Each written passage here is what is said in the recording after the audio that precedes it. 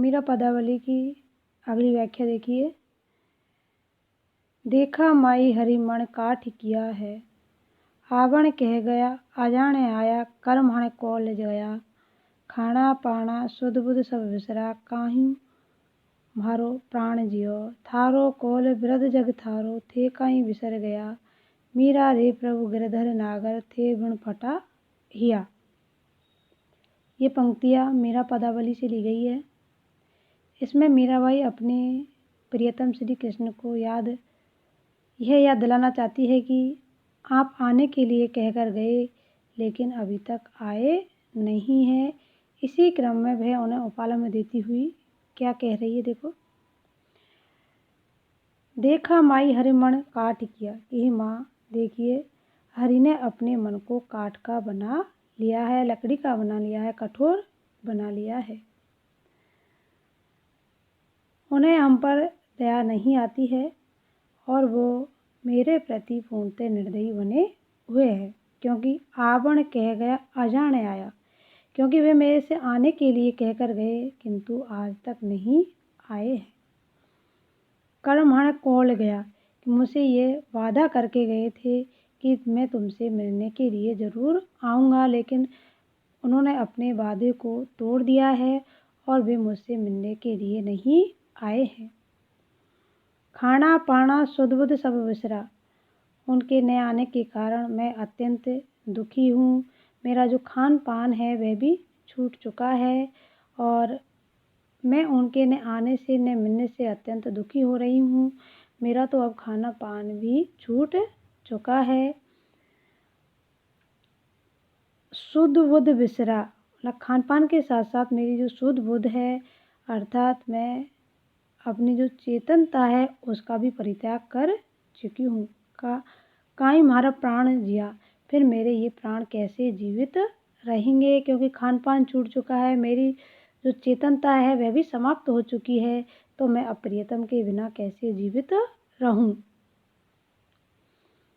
ऐसी स्थिति में मेरे प्राण कैसे जीवित रहेंगे। थारो कोल वृद्ध जग थारो, मीराबाई कहती है कि हे प्रभु, तुम्हारा जग में इस प्रकार से नाम है कि तुम जो कह देते हैं उस वचन का निर्वहन अवश्य ही करते हो, परंतु अब आपने अपनी उस प्रसिद्धि को, अपने उस वचन निर्वाह के गुण को क्यों भुला दिया है। थे काई विसर गया, अर्थात उसको क्यों भुला दिया गया है। मीराबाई कहना चाहती है कि आप अपना वचन पूरा करो ताकि संसार में आपकी बदनामी ना हो और तुम्हारा वचन निर्वहन का जो यश है वह यथावत बना रहे। मीरा रे प्रभु गिरधर नागर, थे गुण फटा हिया। मीराबाई कहती है कि मेरे तो प्रियतम श्री कृष्ण भगवान ही है, गिरधर नागर है, गिरि को धारण करने वाले हैं, उनके बिना मेरा जो हृदय है वह फटा जा रहा है, अर्थात उनके न आने के कारण मुझे अत्यंत पीड़ा हो रही है। अगली व्याख्या देखिए। जोग्या सु प्रीत किया दुख हुई, प्रीति किया सुख ना मोरी सजनी, जोग मिला न कोई, रात दिवस कल नहीं परत है, तुम मिलिया बिन मोई, ऐसी सूरत या जग माही, फेर न देखी सोई, मीरा रे प्रभु कब्र मिलोगो, मिलिया आनंद हुई। ये पंक्तियाँ पदावली से ली गई है। इनमें मीरा अपने आराध्य से एकनिष्ठ प्रेम करने से होने वाले कष्ट के बारे में वर्णन कर रही है। जोगिया से प्रीति किया दुख हुई, मीराबाई कहती है कि यदि उस जोगी से प्रेम करते हैं तो उससे हमें दुख की प्राप्ति ही होती है। कहने का मतलब यह है कि यदि कोई निर्मोही है, बैरागी है, जिन्हें किसी से मोह ही नहीं है, यदि ऐसे निर्मोही व्यक्ति से हम प्रेम करते हैं तो इस संसार में दुख के अतिरिक्त हमें कुछ भी प्राप्त नहीं होता है, क्योंकि निर्मोही किसी के प्रति मोहित नहीं हो सकता और जो निर्मोही है वह किसी का मित्र भी नहीं बन सकता। वह तो अपने आप में ही रमता रहता है, इधर से उधर जाता रहता है, उनमें किसी के प्रति कोई भी लगाव नहीं होता। रात दिवस कल नहीं परत है, प्रीति किया सुख ना मोरी सजनी, जोग मीत न कोई। हे मेरी सजनी, जोगी किसी के मित्र नहीं होते उनसे प्रेम करने पर किसी भी स्थिति में सुख की प्राप्ति नहीं हो सकती। और मेरे प्रियतम से मिले बिना मुझे रात और दिन चैन नहीं मिलता, अर्थात मैं दिन और रात उन्हीं के नाम का जाप करती रहती हूँ। उन्हीं को देखने की लालसा मेरे नेत्रों में हमेशा बनी रहती है। तुम में मिलिया बिन सोई, तुम्हारे बिन मिले बिना अब मेरा जीवन व्यर्थ ही जा रहा है, अर्थात मैं तुम्हारे मिले बिना इस संसार में जीवित रहने में भी समर्थ नहीं हूँ। ऐसी सूरत या जगमाई फेर न देखी सोई, कि उस मैंने प्रभु की जैसी प्रेममयी सूरत देखी है वह फिर अब मैंने कभी भी नहीं देखी। वह प्रेममयी सूरत ही मेरे हृदय में बसी हुई है और उस सूरत को मैं एक पल के लिए भी नहीं भूल पाती हूँ।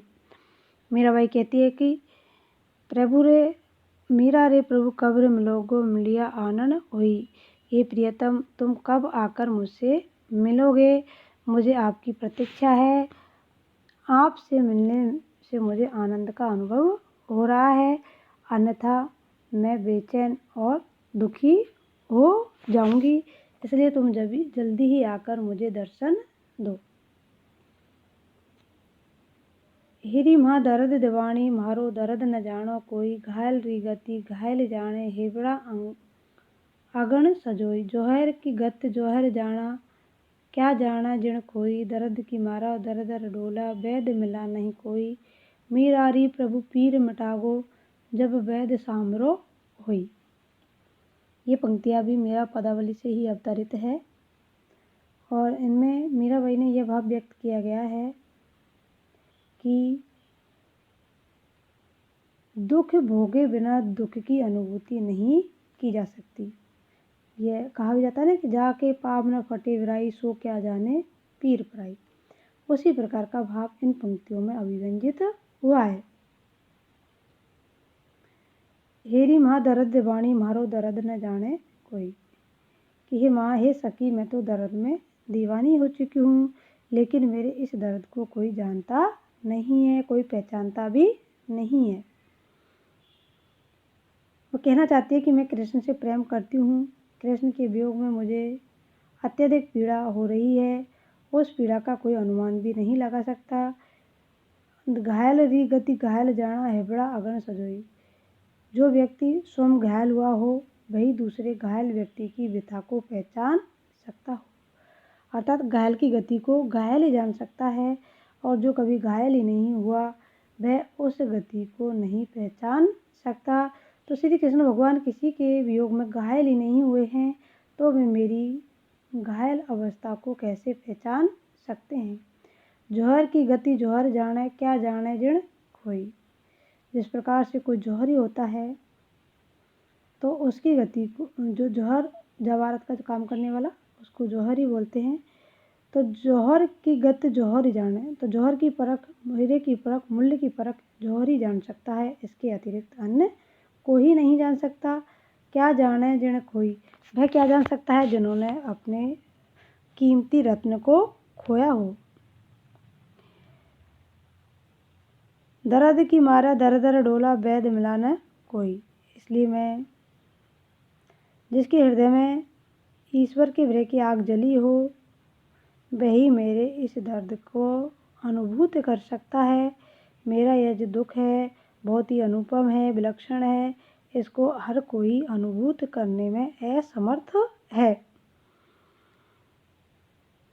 मीराबाई कहती कि मैं अपनी पीड़ा से परेशान और बेचैन होकर दर दर भटक रही हूँ। दर्द की मारी दर दर डोला वैद मिलाना कोई, किंतु मेरी इस पीड़ा का उपचार करने वाला वैद्य मुझे आज तक नहीं मिला है। मुझे मेरी इस पीड़ा को जो दूर कर सके ऐसा चिकित्सक मुझे आज तक भी प्राप्त नहीं हुआ है। मीरारी प्रभु पीर मिटेगो जब वैद्य सामरो हुई, क्योंकि मेरी पीड़ा को दूर करने वाला चिकित्सक अन्य और कोई नहीं है, वे तो श्री कृष्ण ही है। तो जब श्री कृष्ण ही वैद्य बनकर आएंगे, मुझे दर्शन देंगे, मैं उनको देख सकूंगी, तभी मेरी जो पीड़ा है यह दूर हो सकेगी। उनके अभाव में मेरी पीड़ा को कोई भी दूर करने में सक्षम नहीं है, क्योंकि इस पीड़ा को मिटाने वाले तो भगवान श्री कृष्ण ही है। इसमें कृष्ण के प्रति अनन्य भाव व्यक्त हुआ है।